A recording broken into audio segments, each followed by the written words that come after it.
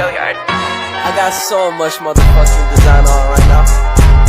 Break it down, bring it back, make it clap. I got 3 old thoughts, new block, wear that thing. Bitches on my line, and you know. Halo, shalom, salam sejahtera bagi kita semua. Kembali lagi bersama saya. Di sini saya akan membahas materi tentang sistem endokrin.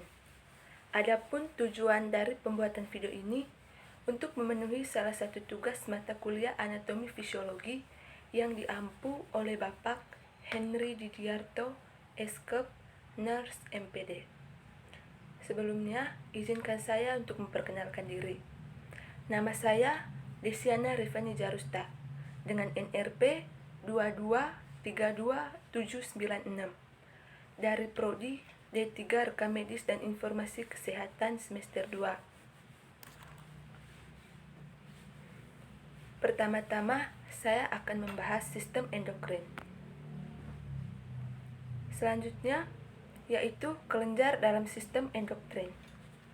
Kelenjar dalam sistem endokrin terdiri dari 10 bagian, yaitu yang pertama hipotalamus, yang kedua pineal, yang ketiga hipofisis, yang keempat tiroid, yang kelima paratiroid, yang keenam timus, yang ketujuh adrenal, dan yang kedelapan pankreas, yang kesembilan ovarium, dan yang terakhir testis.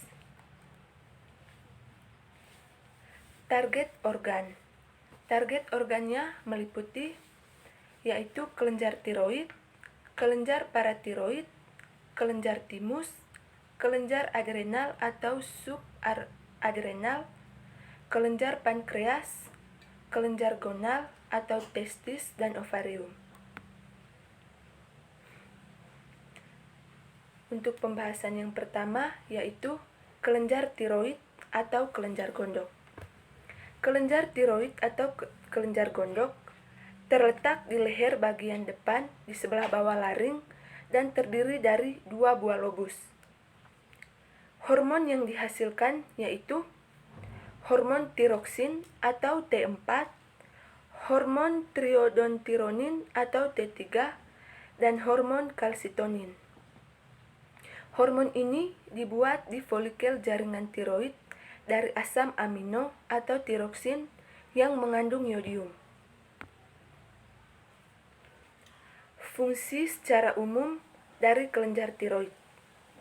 Fungsi kelenjar tiroid adalah untuk menghasilkan hormon tiroid yang mengatur berbagai fungsi normal tubuh seperti yang pertama denyut jantung, kedua suhu tubuh, dan 3 kekuatan otot. Regulasi hormon tiroid. Kelenjar tiroid dikontrol oleh hormon tropik TSH atau thyroid stimulating hormone atau thyroporin yang disekresi oleh kelenjar hipofisis atau pituitari anterior. Sebaliknya, hormon tropik atau eutropik atau memberi makanan. Ini sekresinya juga dikontrol sebagai THR atau thyrotropin releasing hormone yang disekresikan oleh hipotalamus. Selanjutnya, hipersekresi hormon tiroksin atau hipertiroidisme. Pertama, Graves' disease atau morbus Basedow. Antibodi di dalam badan menyebabkan tiroid membesar dan mengeluarkan lebih hormon. Orang yang mengidap penyakit ini mengeluarkan hormon berlebihan. Yang kedua, tiroidisitis atau tiroid bengkak. Yang ketiga, toxic nodule goitre, terlalu banyak iodin di dalam makanan, atau hiposekresi hormon tiroid atau hipotiroidisme. Yang keempat, kretinisme atau kerdil, terjadi pada masa kanak-kanak. Cirinya, penderita tidak dapat mencapai pertumbuhan fisik dan mental yang normal. Yang kedua, kelenjar paratiroid atau kelenjar anak gondok. Kelenjar paratiroid atau kelenjar anak gondok terletak di dekat kelenjar tiroid atau kelenjar gondok. Merupakan kelenjar hasil penimbunan hormon somatotroph atau hormon pertumbuhan. Struktur dari kelenjar tiroid atau kelenjar anak gondok yaitu berjumlah 4 kelenjar kecil yang saling berdekatan dan terletak di belakang kelenjar tiroid. Organ targetnya yaitu tulang, ginjal, dan GI tract. Yang ketiga, kelenjar timus. Kelenjar timus terletak di sepanjang rongga trakea di rongga dada bagian atas. Kelenjar yang bertanggung jawab pada pertumbuhan manusia dan hormon yang dihasilkan yaitu hormon timosin. Selanjutnya, fungsi kelenjar timus yaitu yang ke A, memproduksi sel darah putih yang disebut limfosit T atau sel T.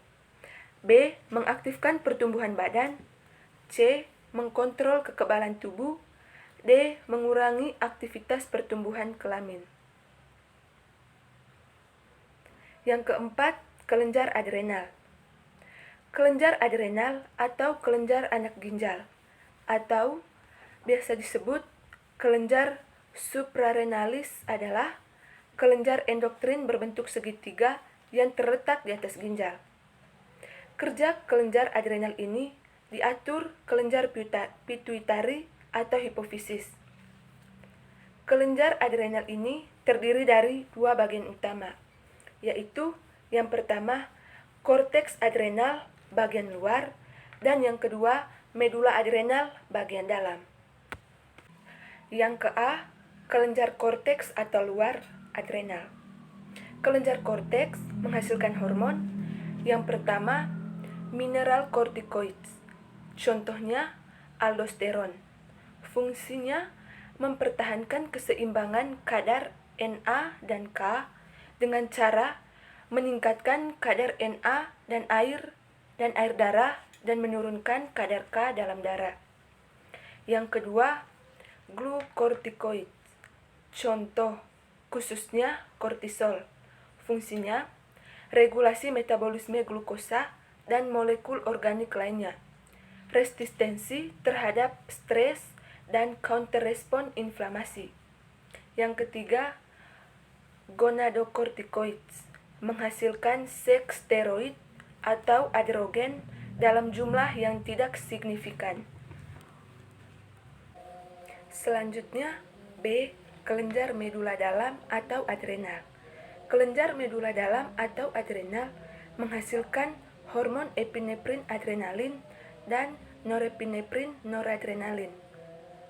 Hormon epinefrin dan norepinefrin distimulasi langsung oleh saraf simpatik. Fungsinya hormon epinefrin dan norepinefrin yaitu meningkatkan laju perombakan glikogen dalam hati dan otot rangka, meningkatkan pelepasan glukosa ke dalam darah, merangsang pembebasan asam lemak dari sel-sel lemak untuk energi sel, berpengaruh pada kerja sistem. Yang pertama, kardiovaskuler, meningkatkan denyut dan volume darah. Yang kedua, respirasi, melebarkan bronkiolus paru-paru. Lanjut ke pembahasan berikutnya, yaitu sistem endokrin yang kedua. Kelenjar dalam sistem endokrin terdiri dari yang pertama, hipotalamus, kedua, pineal, ketiga, hipofisis, keempat, tiroid, kelima, paratiroid, keenam, timus, ketujuh, adrenal, kedelapan, pankreas, kesembilan, ovarium, dan yang ke-10, testis.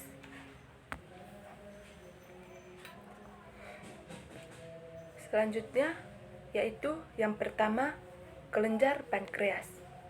Kelenjar pankreas merupakan sekelompok sel yang terletak pada pankreas sehingga dikenal dengan pulau-pulau Langerhans.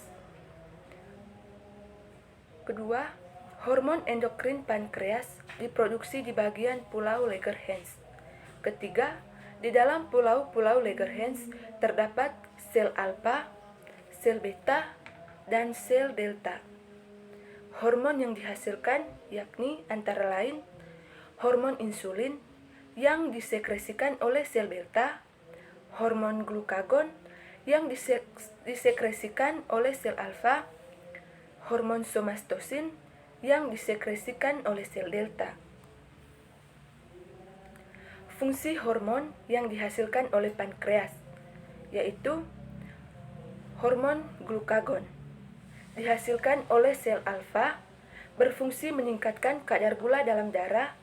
Tipe hormon ini yaitu asam amino. Yang kedua, insulin dihasilkan oleh sel beta berfungsi menurunkan kadar gula dalam darah. Tipe hormon ini yaitu asam amino. Ketiga, somatostatin dihasilkan oleh sel delta berfungsi di pankreas akan menghambat sekresi hormon insulin dan glukagon. Keempat, somatostatin diproduksi juga di saluran pencernaan, berfungsi secara lokal akan mengurangi sekresi lambung, motilitas pencernaan, dan untuk menghambat sekresi hormon pencernaan termasuk gastrin dan sekretin. Adapun hormon insulin dan glukagon tersebut bekerja secara berlawanan untuk mengatur kadar gula dalam darah. Bila kadar gula dalam darah tinggi, maka kelenjar pankreas akan mensekresikan hormon insulin tersebut yang berfungsi sebagai perangsang hati untuk menyerap glukosa dan mengubahnya menjadi glikogen.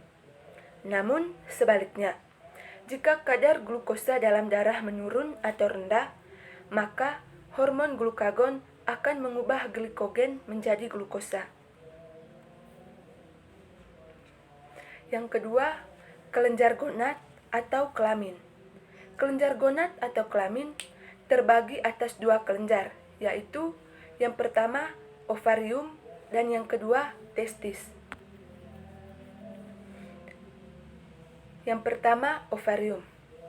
Anatominya sepasang organ berbentuk buah kenari. Ovarium terdiri dari dua lapisan utama, yaitu lapisan korteks bagian luar dan lapisan medula di bagian pusat.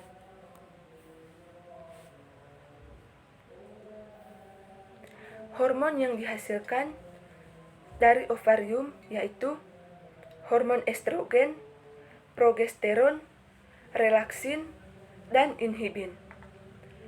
Hormon relaksin membantu dilatasi uterus pada akhir kehamilan. Hormon inhibin menghambat sekresi follicle stimulating hormone atau FSH pada akhir siklus menstruasi. Dampak hiposekresi pada hormon wanita yaitu penurunan produksi estrogen dapat menimbulkan berbagai gangguan seperti menstruasi yang tidak teratur, vagina kering, suasana hati tidak menentu, menopause, dan osteoporosis pada wanita lanjut usia. Beberapa kondisi yang disebabkan oleh kadar progesteron yang rendah, yaitu tidak mengalami menstruasi atau haid tidak teratur, fungsi ovarium yang buruk, pendarahan rahim abnormal, flek dan sakit perut selama kehamilan. Yang ke B, testis.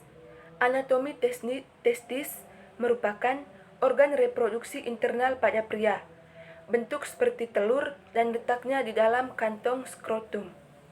Testis terdiri dari belahan-belahan yang disebut dengan lobulus testis, yang terdiri dari 200 sampai 300 lobulus. Hormon yang dihasilkan testis yaitu testosteron atau androgen dan inhibin. Testosteron berfungsi membangun dan mempertahankan karakteristik kelamin atau seksual pria dan regulasi spermatogenesis. Inhibin menghambat sekresi FSH untuk mengatur produksi sperma. Manfaat hormon testosteron bagi pria. Selain sebagai sistem reproduksi, beberapa manfaat hormon testosteron pada pria, yaitu mengurangi resiko penyakit Alzheimer. Pria dengan hormon testosteron yang lebih tinggi dari rata-rata akan memiliki resiko yang lebih rendah terkena Alzheimer. Mereka juga memiliki memori verbal, kemampuan spesial, dan penalaran matematik yang lebih baik. Membuat hubungan intim jadi lebih baik. Hormon ini dapat meningkatkan hasrat hubungan intim dengan pasangannya dan mengurangi lemak perut. Terapi hormon yang dilakukan pada pria dapat mengurangi kadar lemak dalam perut. Yang terakhir, meningkatkan kualitas hidup. Hidup seorang pria, kadar testosteron tinggi dapat menurunkan risiko depresi, mudah marah, dan kelelahan. Selanjutnya, dampak hipersekresi hormon testosteron pada pria. Tingginya kadar hormon testosteron dapat memberikan dampak seperti yang pertama, kelebihan sel darah merah dan hemoglobin. Kondisi ini dapat menimbulkan stroke dan serangan jantung. Yang kedua, rambut rontok. Menyebabkan meningkatnya kadar hidrotestosteron atau DHT. Kondisi ini dapat menyebabkan kulit jadi berminyak serta berjerawat.